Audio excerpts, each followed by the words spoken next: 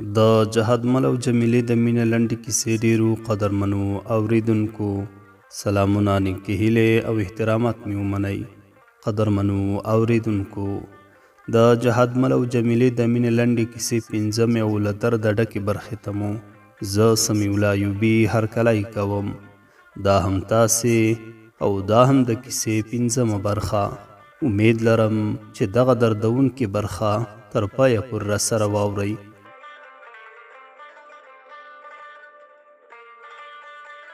په نیمه شپه کې مې موبایل وشرنګېده، سترګې مې خلاصې کړې او د موبایل سکرین ته مې وکتل. د جمیلې شماره وه. ما موبایل ته وکتل، لاس مې ورو ورو د وکې تڼۍ ته ورسېده. سلام جمیلې، څنګه یې؟ له بلې خوا نه رای غږ راغی. وعلیکم سلام، ښه یم، ته څنګه یې؟ ما ورته وویل شکر دی، د رب احسان دی. له روغ جوړ پوښتنې وروسته یو څه مختلفه موضوع یې راواخیسته. جهادمله، زه او ته په یوه مکتب کې وو او اوس په امادګي کې هم په یوه سیم کې یو. زه ستا لپاره ډېر اندېښمنه یم. ته باید خپل درسونه په زړه پورې ووایې او ډاکټر شې. د هغې ټینګار مې زړه ته لاره وکړه، خو بیا یې هغه خبره وکړه چې زما ذهن یې ونیوه. ته چې کله سیم ته راشې ما پورې خاندې او بیا کله وختي لاړ شې. دا ولې؟ زر مې ځواب ورکړ، هسې نه چې هغې ته بد ښکاره شم. ورته ومې ویل جمیلې، لومړی خو زه ستا له نیکو احساساتو ډېر منندوی یم. دا چې زما په اړه داسې فکر لري دا یوه لویه خبره ده. خو نن چې مې وخندل، باور وکړه دا تا پورې نه وو. هغه خندا یو بل راز لري. ما د دې وضاحت ورکو چې ولې مې سیم زر پرېښوده. له سیم نه د وتلو وجه دا وه چې زما سر درد کولو. د درس ویلو صبر را سره نه وو، نو ځکه لاړم. په دې کې مې هغه اصلي خبره پټه کړه، هغه چې د هغې په غوسه مې زړه خفه وو. دواړه ډیر وخت په خبرو لګیا وو. جمیله مې د زړه له تله حس کړه. په پای کې نرم غږ راغی، جهادمله، که زما په خبرو غوسه یا خفه شوی زه ستا نه بخښنه غواړم. د بخښنه غواړم دا څو کلمې داسې په مینه سره وویلې چې زما په زړه کې یوه خوږه نغمه وغږوله. ما ورته له ریشخند څخه وویل جمیلې چې مغرور نجونې له ما څخه بخښنه وغواړي هغه مهال زه بیخي زیات خوشحالېږم. هغې بیا په غوسه ځواب راکړ، بد مې وکړل چې ستا په څېر احمق نه مې بخښنه وغوښته. ما وخندل او په ملنډو مې وویل د مالدارو خلکو غوسه خو بیخي خوند کوي. جمیله ډېره هوښیاره وه، پوه شوه چې زه په خبرو ټوکې کوم. هغې ځیرک ځواب راکړ، غریب سړی چې مالداره شي طلایي ویښتان ورسره بد ښکاري. د هغې ځواب زما په خوله د بلې خندا نرۍ څپه راوسته، خو په زړه کې مې د هغې ژورې هوښیارتیا ته حیران وم. ما ورته وویل زه خو مالداره نه یم. جمیلې په کړس وخندل. هغې داسې وخندل چې د هغې خندا مې په زړه کې ځای ونیوه. هغې په ټوکو سره وویل ما ته دروغ مه وایه، نن در سره څومره ښایسته موټر وو، دا بیا د چا وو؟ ما په کراره ځواب ورکړ، د کار ځای کې راکړی ده. د هغې د نرۍ مسکا غږ مې د موبایل په بل اړخ کې واورېده. هغې په شوخۍ سره وویل یوازې 2 ورځې کېږي چې کار دې پیل کړی، رئیس دې موټر هم درکړ؟ دا خو عقل نه مني. موږ په دې خبرو هم وخندل او هم مو د یو بل د ښه تعریف په کولو کې وخت تیر کړ. خبرې داسې تودې وې چې د هرې جملې سره د مینې او ملګرتیا احساسات پیدا کېدل. جمیلې په ټوکو کې راته وویل مالدار هلک چې سترګې غټې وي ډېرې بدې ورسره ښکاري. د هغې خبره مې په زړه کې مسکا راوسته.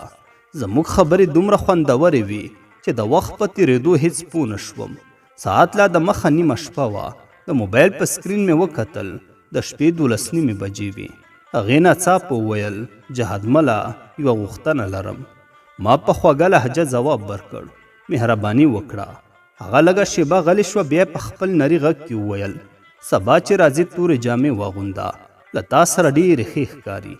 ما په مسکا وویل تا خو هر وخت حجاب کړی وي، معلومات نه لرم چې ستا مخ به څومره ښایسته وي. داسې نه وي چې سبا ووایې جهادمله لږ وختي راشه چې د مخ د لیدو اجازه درکړم او درته وښیم چې زه څومره ښایسته یم. د هغې په موبایل کې خاموشي خپره شوه. جمیلې هیڅ ونه ویل، یوازې چوپ پاتې وه. د دې چوپتیا هره شیبه مې زړه ته درد راکوه. له ډېرې خاموشۍ وروسته په آخر کې نری او سپک غږ راغی، جهادمله. ما په نرم غږ وویل اورم جمیلې. جمیلې راته وویل جهادمله، ما تا ته د یوه همصنفي په سترګه کتل. ته زما لپاره د یو ځانګړي درناوي وړ وې، ځکه چې ته ما ته یو ښه او دروند شخصیت ښکارېدې. ته ما ته د خپل لیاقت له امله زما په نظر کې لوړ شخصیت وي، خو افسوس چې تا زما په اړه غلط انګېرنه وکړه. زه د یوې شتمنې او درنې کورنۍ لور یم، خو کله مې چې ستا خبرې واورېدلې زما زړه مات شو. ستا کړنو زما انسانیت ته زیان راواړاوه او زما له زړه څخه یې همدردي لرې کړه. په رښتیا تا زه په خپلو کارونو پښیمانه کړم. هغې خپلې خبرې د ژړا په منځ کې پای ته ورسولې، په داسې حال کې چې د هغې د ژړا غږ ما حس کاوه. ما زر چلاکي وکړه او د جمیلې خبرې مې پرې کړې او په آرامه خو بیړناک انداز مې وویل: جمیلې اورې، غږ دې نه راځي. ما د لغمان د خپل طبیعي چل ول یوه ښایسته بیلګه وکاروله. اورې جمیلې اورې، هغه په ژړا کې په آرامه غږ وویل: زما غږ نه درځي؟ ما زر ځواب ورکړ: هو راغی غږ دی. د دې سره سم ما خپلې خبرې پیل کړې: جمیلې، نن خو ما او تا په ټوکو کې خبرې کولې، تا زما په خبره رانه خفه شوې. باور وکړه زما هدف داسې نه و، هغه یوازې یوه شوخي وه. دومره جدي یې مه اخله، زه به هېڅکله داسې خبرې قصدن ونه کړم چې ته پرې خفه کېږي. په رښتیا راشه ما ته مخ ښکاره کړه، دغه یوه شوخي وه نه حقیقت.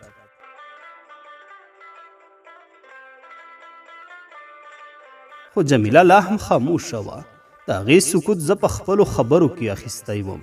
په دې وخت کې ما خپله له نرمي څخه په نه زړه کار واخیست.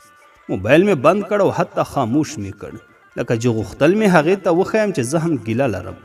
دا حرکت مې یوازې د دې لپاره وکړ چې هغې ته وخت ورکړم چې خپله آرامه شي.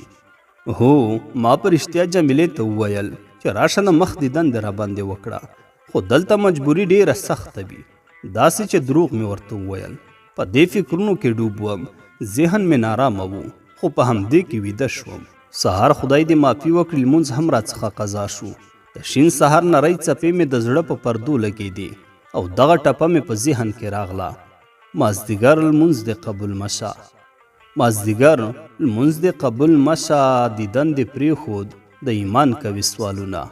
دا ټپه لکه یو ټکان د زړه له تل څخه راپورته شوه. د مینې د خبرو په جریان کې مې لمونځ پرېښی و. هغه خوږې او تلمسناکې خبرې چې د زړه له ګوټونو راوتلې وي، اوس د ایمان او د ضمیر ترمنځ یوه جګړه باندې بدلې شوې وي. په موټر کې موبایل روښانه کړ. ساعت به شاوخوا 9 بجې و. کله مې چې موبایل خلاص کړ 14 میسجونه راغلي وو، ټول د جمیلې. زړه مې په بیړه درزا پیل کړه او د هر میسج لوستل مې پیل کړل. سلام، ولې دې موبایل بند کړی؟ ته خفه شوې؟ زه پوهېږم ته خفه یې. موبایل دې بیخي نه دی روښانه کړی. ته په رښتیا لیونی یې چې تا خبرې کولې، زه یې هم کولی شم. موبایل دې روښانه کړه. تا ته وایم موبایل دې روښانه کړه. ولې په خبره نه یې؟ وګوره چې کور ته دې درپسې درشم. که ځواب نه راکوې احمق انسانه، وګوره زه سابندي مرض لرم، که رانه خفه یې زه به مړه شم. ښه ځواب خو نه راکوې. زما مرګ ته دې ایښېدل او دا وروسته یو سټیکر رالیږلی و. په دې ټولو پیغامونو مې یو دم خندا راغله او زړه ته مې هم یو ډول نرمي راغله. جمیله جدي وه، خفه وه او په عین وخت کې هغې خپل احساسات په شوخۍ کې رالیږلي وو. د دې ټولو خبرو په منځ کې د هغې خفګان او بیا د هغې مینه په واضح ډول احساس کړه. ما په بیړه ځواب ورکړ: جمیلې ښه یې؟ ډاډه شه، زه خفه نه یم. بس دومره درته وایم چې موبایل کې بېګا چارج خلاص شو او بند شو او هغه سټیکر دی رښتیا خوند راکړ. پیغام مې ورته پرېښوده. زه د کار ځای ته لاړم خو زړه مې هلته پاتې و چې کله به ځواب راځي. یو وخت مې موبایل را واخیسته. تمه مې وه چې شاید ځواب راغلی وي، خو هیڅ هم نه و. زړه مې دروند شو. ولې ځواب را نه کړ؟ دا پوښتنه مې په ذهن کې تاویده. د کار ځای خوند نه راکولو. ساعت ته مې وکتل 10 بجې وې. د کړکېچ او ناامیدۍ یوه څپه راباندې خپره وه. اشپز ته مې غږ وکړ: میرزا کاکا، ما ته یو ښه تریخ چای راولېږه. په چوکۍ کې ناست وم، اندېښنې مې یو په بل پسې زړه ته راتلې. ځان سره مې خبرې کولې چې دا هر څه زما خپله غلطي ده. ولې مې بېګا موبایل بند کړ؟ د ځان ملامتي مې په زړه اور بل کړ. شیطان راته بېلابېل فکرونه وړاندې کول، لکه یو پټ دښمن چې هرې خوا نه درنه راچاپېر وي. د اندېښنو دا څپه دومره سخته وه چې د سکون هیڅ نښه مې نه حس کوله. کله به یې راته ویل: جنۍ دې خفه کړه، دی به ځان څه کړي وي. دغه جمله یې په پیغام کې هم لیکلې وه او زما ذهن یې له تشویشونو ډک کړ. له ډېرو اندېښنو سره ناست وم. زړه مې په وارخطایۍ کې ډوب و. ځان راته لیونی ښکارېده. په یوه ساه مې ورته 10 پیغامونه پرېښودل. اخري پیغام مې داسې و: جمیلې، ته رانه دومره خفه یې چې اوس زما پیغام هم نه ځوابوې؟ زه درنه بخښنه غواړم. هیله کوم جواب راکړه. خو هیڅ هم ونه شول. جواب را نغی. ساعت 12 بجې وې. ټولو خلکو ډوډۍ وخوړه، خو ما سره د خپلې لیلا لیونی غم و. زه بې خبره وم چې هغه لیونی به هم ما سره مینه کوي او که نه. زه خو لکه مجنون لیونی ورپسې ګرځم. خپله حوصله مې ورو ورو له لاسه ورکوله. زړه مې داسې ماتېده لکه باران کې چې د ژمي ګلان ورژېږي. بس له کار ځای څخه روان شوم او بازار ته لاړم. شاوخوا 1 بجه وه. د بازار ګڼه ګوڼه مې لیدله، خو زړه مې بیخي هلته نه ارامېده.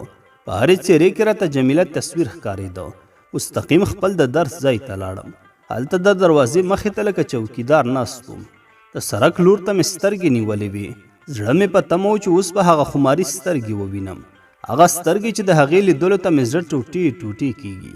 د زړه ساه مې تیزه وه او ذهن مې هره شیبه راته ویل: که نن را نغله بیا به څه کېږي؟ که له مانه دومره خفه وي دلته هم را نشي. ما خپله غلطي منله چې د شپې مې ښه کار نه ده کړی، خو بیا به مې ځان ته ډاډ ورکوه. که راغله خبرې به ورسره وکړم، رضا به شي. هغه داسې نه ده چې د دې اړیکې دا واټن وزغمي. خو انتظار مې ستومانه کړم او دغه 55 دقیقې را باندې داسې تېرې شوې لکه 55 کاله. د هرې دقیقې په اوږدو کې مې سترګې په سړک وي چې اوس به د هغې موټر راشي. هر ځل به مې د یو موټر د راسېدو اواز اورېدلو، زړه به مې په یوه دربا شو. خو بیا به مې ولیدل چې هغه نه وه.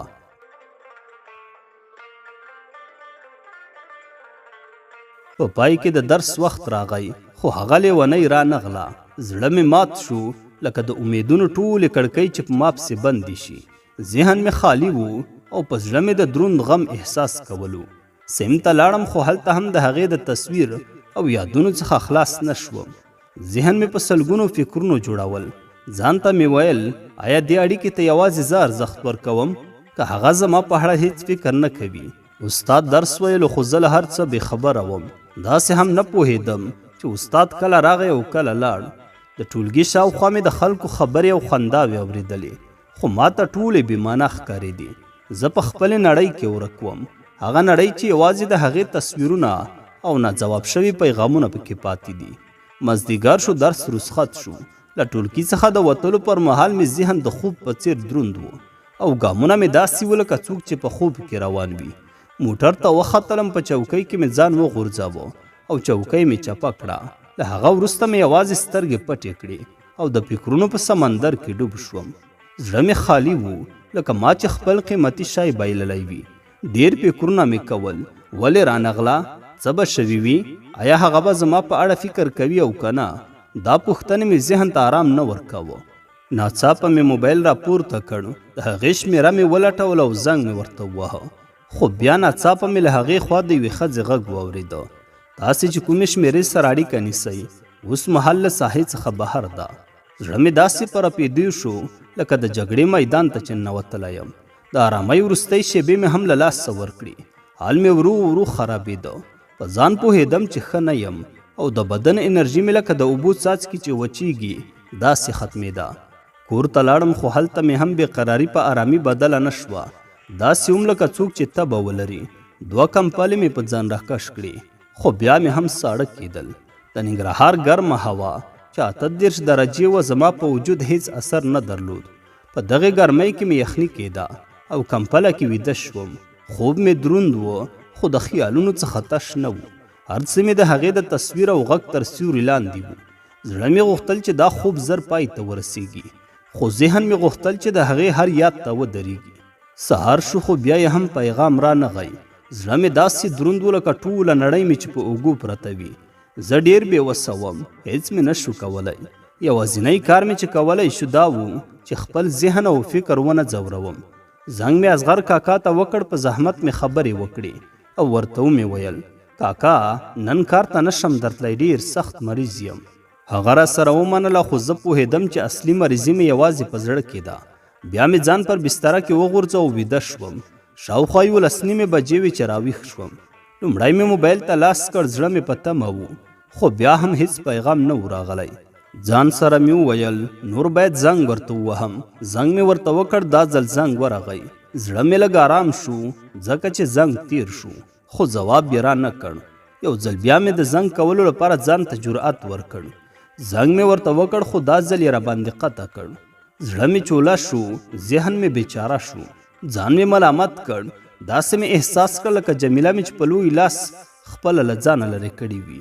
په ځان مې سخته غوسه راغله او هر ډول بدې خبرې مې خپل ځان ته وکړې. ولې دې داسې وکړل؟ ولې دې هر څه خراب کړل؟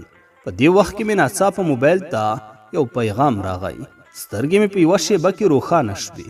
کله مې چې موبایل ته وکتل د جمیلې شمېره وه. زړه مې لړزېده، لاسونه مې رپېدل. په بیړه مې پیغام خلاص کړ. لیکلي وو: سلام، زه اسیا یم، د جمیلې کشره خور، هغه په روغتون کې ده. لکه نړۍ چې په یوه شیبه کې زما پر سر راوغورځېږي. ذهن مې تش شو خو زړه مې په درزېدو و. د دې لنډو کرښو هر ټکی راته د یو ټوپک ډز څخه کم نه و. یوازې یوه پوښتنه مې په زړه کې ګرځېده: جمیله ولې په روغتون کې ده؟ څه پیښه شوې؟ له ځان سره په سوچونو کې ډوب شوم. زړه مې په زخمونو بار و. په ذهن کې مې یوازې یوه پوښتنې ځای نیولی و: جمیله به په کوم روغتون کې وي؟ د موبایل شمېره مې په لړزېدلو ګوتو ولیکله. د زړه درزا مې اورېدله، داسې لکه ټوله دنیا راته په تمه وي. زنګ مې وواهه خو هیڅ ځواب رانغی. د پیغام په بڼه مې بله هڅه وکړه. لیک مې ورته ولیږه: هیله کوم، خواهش کوم اسیا، بس دا راته ووایه جمیله په کوم روغتون کې ده. ډېر انتظار تیر شو، هره شیبه د یوې پیړۍ په څېر اوږده وه. بالاخره پیغام راغی. سترګې مې په ټکو خښې شوې. نه پوهېږم. دې لنډو ټکو مې په ژوند اور بل کړ. بدن مې لړزې واخیست لکه نړۍ مې په سترګو کې ټوله دړې وړې شي. په ویره او بېوسۍ مې لاسونه خالي شول. موبایل مې له لاسه پرېوت. په خړ اوسپنیز غږ مې د موبایل د غورځېدو اواز واورېده، خو نه په ځان خبر وم نه په چاپېریال. لکه بې حرکته مجسمه په ځمکه کېناستم او بیا مې په لړزان د ګوتو له کړون موبایل ولټاوه. هغه مې راپورته کړ. بیا مې سترګې په وروستي پیغام ولګېدې چې لیکلي وو: نه پوهېږم. دا 3 ټکي لکه 3 غشي چې زړه مې سوری کوي.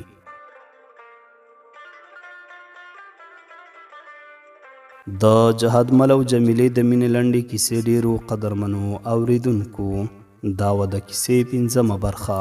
امید لرم چې د خوښې وړ به مو ګرځېدلې وي. تر بلې برخې پورې مو په لوی څښتن تعالی سپارم. ښاد و آباد اوسئ.